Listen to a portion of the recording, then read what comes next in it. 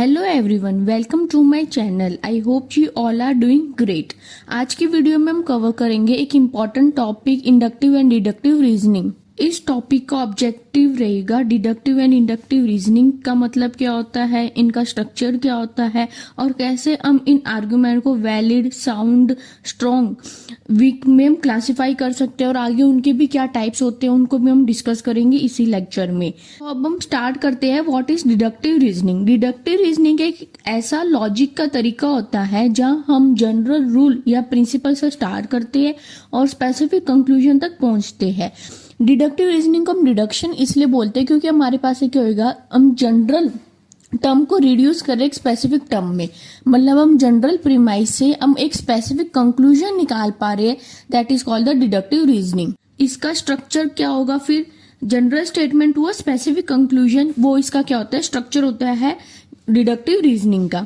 ठीक है, deductive reasoning में हमारे पास क्या होता है, पहले एक प्रीमाइस होगा जो कि फॉलोड करेगा दूसरे प्रीमाइस से, और जो उससे हम कंक्लूजन को क्या करते हैं, ड्रॉ करते हैं। मतलब एक मेजर प्रीमाइस होगा, एक हमारे पास माइनर प्रीमाइस होगा और उससे हम क्या करेंगे, कंक्लूजन को ड्रॉ करेंगे। एक और इम्पोर्टेंट पॉइंट है, अगर प्रीमाइस ट्रू है तो कंक्लूजन भी 100% ट्रू होगा। श्योरिटी देते हैं, प्रोबेबिलिटी हम नहीं देते। इसके अंदर हम श्योर होते हैं कि हमारा कंक्लूजन 100% प्रीमाइस को फॉलो कर रहा है। अब एक इसको एग्जाम्पल से समझते हैं। जैसे हमारे पास पहला प्रीमाइस गिवन है, ऑल मैमल हैव बैकबोन। दूसरा प्रीमाइस गिवन है, all humans are mammal. Conclusion क्या गिवन है, therefore human have backbone.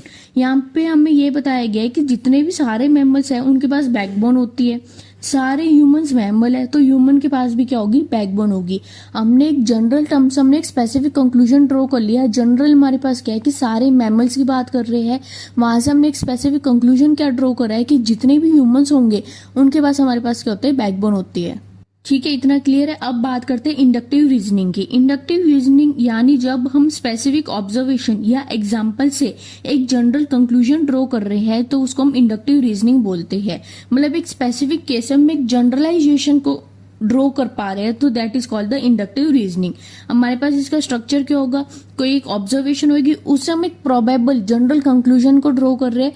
Probable conclusion हम ड्रॉ करते हैं, इसमें हम श्योरिटी नहीं देते कि हमारा कंक्लूजन 100% प्रीमाइस को क्या करेगा, फॉलो करेगा। जैसे डिडक्टिव में अगर प्रीमाइस ट्रू है तो कंक्लूजन भी ट्रू होता है, पर इंडक्टिव में कंक्लूजन 100% ट्रू नहीं होगा, सिर्फ प्रोबेबल होता है। अब डिडक्टिव जो होता है वो टॉप डाउन अप्रोच होता है। टॉप डाउन अप्रोच क्या होता है, हम क्या करते हैं, जनरल टू स्पेसिफिक केस जा रहे हैं, जनरल से हम स्पेसिफिक कंक्लूजन ड्रॉ कर पा रहे हैं, इस वजह से वो टॉप डाउन अप्रोच होता है। वेरेज जो इंडक्टिव होगा वो क्या होगा, बॉटम अप अप्रोच होगा। बॉटम अप अप्रोच क्या होगा, क्योंकि हम एक स्पेसिफिक टू जनरल को क्या कर रहे हैं, डिराइव कर पा रहे हैं, कंक्लूजन को ड्रॉ कर पा रहे हैं। अब जैसे इंडक्टिव को एक एग्जाम्पल से समझते हैं। हमारे पास पहला प्रीमाइस दिया हुआ है, in Delhi May is very hot. दूसरा प्रीमाइस दिया हुआ है, in Mumbai May is also hot. Third premise दिया हुआ है, in China May is also hot. अब कंक्लूजन क्या गिवन है, probably May is hot across India. अब यहाँ पे कुछ सिटी का ऑब्जर्वेशन लिया, उसे हमने जनरलाइजेशन क्या किया कि हो सकता है ऑल ओवर इंडिया में मे हॉट होता होगा, पर ये 100% हम श्योरिटी से तो नहीं बोल सकते ना कि वो गर्म होगा ही होगा मे हमेशा। इस वजह से हम एक प्रोबेबिलिटी दे रहे हैं कि हो सकता है कि मे क्या होगा, गर्म होता होगा अक्रॉस द इंडिया। अब आपको एक डायग्राम शो हो रहा होगा स्क्रीन पे, ये एक बेसिकली बताता है पूरे रीजनिंग के टाइप्स को। रीजनिंग दो टाइप की होती है, डिडक्टिव एंड इंडक्टिव। इंडक्टिव भी आगे दो टाइप में डिवाइडेड होती है, डिडक्टिव भी आगे दो टाइप में डिवाइडेड होती है। डिडक्टिव होती है या तो वैलिड होगी या इनवैलिड होगी। इंडक्टिव या तो स्ट्रॉन्ग होगी या वीक होगी। अब वैलिड है तो वो साउंड या असाउंड हो सकता है, इनवैलिड हमेशा क्या होगा, अनसाउंड होगा। स्ट्रॉन्ग है, कोजेंट हो सकता है या अनकोजेंट हो सकता है, वीक हमेशा क्या होगा, अनकोजेंट होगा। अब इनकी आगे क्लासिफिकेशन को भी समझते हैं। अब जैसे हम पहले बात करते हैं पूरे डिडक्टिव पार्ट की, कि डिडक्टिव दो पार्ट में डिवाइडेड होता है, that is valid and invalid. उसमें साउंड अनसाउंड क्या होता है वो सब की अब बात करते हैं। हमने जैसे देखा कि डिडक्टिव क्या होता है, जनरल टू स्पेसिफिक जाना, उसको हम डिडक्टिव बोलते हैं। ये आगे दो पार्ट में डिवाइडेड होता है, that is the valid and invalid argument. अगर कंक्लूजन लॉजिकली प्रीमाइस से फॉलो करता है तो आर्ग्यूमेंट वैलिड होता है, और अगर सारे प्रीमाइस ट्रू है तो आर्ग्यूमेंट साउंड भी होता है, मतलब कि लॉजिकली भी फॉलो करना चाहिए, सारे प्रीमाइस भी ट्रू होना चाहिए एंड कंक्लूजन भी बेसिकली क्या होना चाहिए, प्रीमाइस से ही ड्रॉ होना चाहिए। तो हमारे पास क्या होता है, वैलिड एंड साउंड होता है।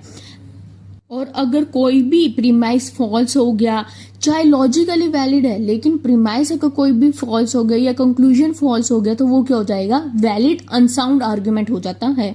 इन सिंपल वर्ड, अगर वो एक एग्जाम्पल रियल लाइफ के पॉइंट ऑफ व्यू से लॉजिकली करेक्ट है तो उसको हम साउंड बोल देते हैं, अगर वो लॉजिकली करेक्ट नहीं है तो उसको हम अनसाउंड बोल देते हैं। अब इसको एक एग्जाम्पल से समझते हैं, वैलिड एंड साउंड आर्ग्यूमेंट का एक एग्जाम्पल को समझते हैं। All mammal are warm blooded, all dogs are mammal, all dogs are warm blooded. ये लॉजिकली भी सही है और दोनों प्रीमाइस भी सही है। कंक्लूजन भी क्या कर रहा है, प्रीमाइस से फॉलो कर रहा है, क्योंकि हमको क्या बोला है प्रीमाइस में कि जितने मैमल्स होंगे वो वार्म ब्लडेड होंगे, जितने डॉग्स है वो मैमल है, जो कि सही है। इस वजह से क्या हुआ, जितने भी डॉग्स है वो भी क्या हुए, वार्म ब्लडेड हुए। अब एग्जाम्पल देखते हैं वैलिड एंड अनसाउंड का। हमको एग्जाम्पल में दिया हुआ है कि all creature with wings can fly, penguin have wings, penguin can fly. Logically तो वैलिड है, लेकिन एक प्रीमाइस क्या है इसमें फॉल्स है, जो कि हमारे पास क्या है, पहला प्रीमाइस है कि जितने भी क्रिएचर जिनके पास भी विंग्स होते हैं वो फ्लाई कर सकते हैं, जो कि क्या है, गलत है। तो इस वजह से ये क्या हुआ, वैलिड हुआ, क्योंकि लॉजिक क्या है, वैलिड है, लेकिन प्रीमाइस क्या है हमारे पास गलत है, जिस वजह से ये अनसाउंड हो गया। इन शॉर्ट, वैलिड कब होगा, जब कंक्लूजन प्रीमाइस को फॉलो कर रहा है तो वो वैलिड होगा। साउंड कब होगा, जब वो लॉजिक भी वैलिड है, प्रीमाइस भी ट्रू है, कंक्लूजन भी मेरा प्रीमाइस से ड्रॉ करता है। अनसाउंड कब होगा, जब हमारे पास लॉजिक तो वैलिड है लेकिन प्रीमाइस हमारा गलत है, कोई भी एक प्रीमाइस, और हमारा कंक्लूजन भी क्या कर रहा है, हो सकता है सही है, ये हो सकता है गलत है। इनवैलिड डिडक्टिव आर्गुमेंट क्या होगा, अगर कंक्लूजन लॉजिकली फॉलो ही नहीं करता है, चाहे प्रीमाइस ट्रू हो या फॉल्स, तो आर्गुमेंट इनवैलिड होता है। और इनवैलिड हमेशा क्या होगा, अनसाउंड होगा। जैसे कि हमें एग्जांपल दिया हुआ है, all cat are mammal, all dogs are mammal. Conclusion क्या दिया हुआ है, ऑल डॉग्स आर कैट। ये लॉजिकली गलत है, आर्गुमेंट इनवैलिड एंड अनसाउंड हुआ, क्योंकि इसके अंदर हमें डॉग्स एंड कैट के बीच में कोई एक लॉजिकल रिलेशन भी नहीं बता रखा, और लॉजिकली भी हम देखें तो ये चीज गलत होती है। इस वजह से ये हमारे पास क्या हुआ, इनवैलिड एंड अनसाउंड हुआ। अब बात करते हैं classification of inductive reasoning. Inductive में हमने देखा था हम स्पेसिफिक टू जनरलाइजेशन करते हैं, ठीक है।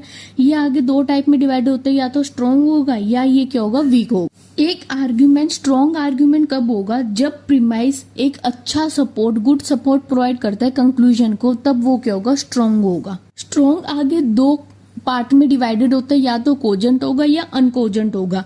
अब वो कोजेंट कब होगा, जब मेरे पास स्ट्रॉन्ग तो रीजनिंग है, प्रीमाइस भी मेरा ट्रू है और कंक्लूजन भी प्रोबेबली ट्रू है, तो वो क्या होगा, कोजेंट होगा। और अनकोजेंट कब होगा, जब स्ट्रॉन्ग रीजनिंग है लेकिन प्रीमाइस मेरा कोई भी गलत हो जा रहा है या कंक्लूजन मेरा प्रोबेबली ट्रू नहीं है, तो वो क्या होगा, अनकोजेंट हो जाएगा। In simple word, same like sound and unsound, अगर रियल लाइफ में वो एग्जाम्पल ट्रू है तो वो मेरे पास क्या हो जाएगा, कोजेंट हो जाएगा। अगर रियल लाइफ में वो एग्जाम्पल मेरे पास फॉल्स है तो वो क्या होगा, अनकोजेंट हो जाएगा।